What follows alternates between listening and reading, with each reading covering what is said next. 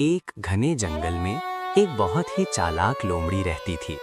वो खुद को सबसे ज्यादा होशियार समझती थी और अक्सर दूसरे जानवरों का मजाक उड़ाया करती थी। इसी जंगल के करीब एक सारस भी रहता था, जो बहुत ही सादा लोह और नेक दिल परिंदा था। एक दिन लोमड़ी ने सारस को बेवकूफ बनाने का सोचा।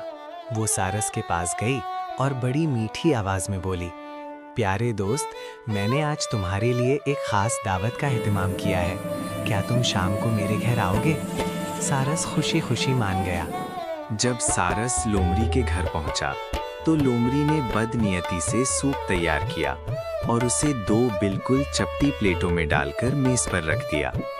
लोमड़ी अपनी जबान से तेजी से सूप चाटने लगी, लेकिन बेचारा सारस अपनी लंबी चोंच की वजह से प्लेट से कुछ भी न पी सका। सारस भूखा रहा और लोमड़ी हंसती रही।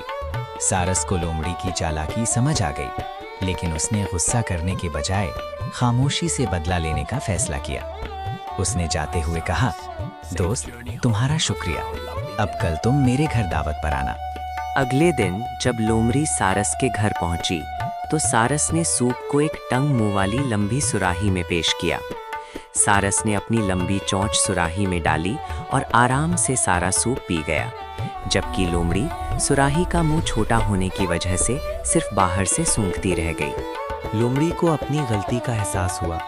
उसे समझ आ गया कि जो दूसरों के लिए गड्ढा खोदता है, वो खुद उसमें गिरता है। उस दिन के बाद उसने किसी का मजाक उड़ाना छोड़ दिया।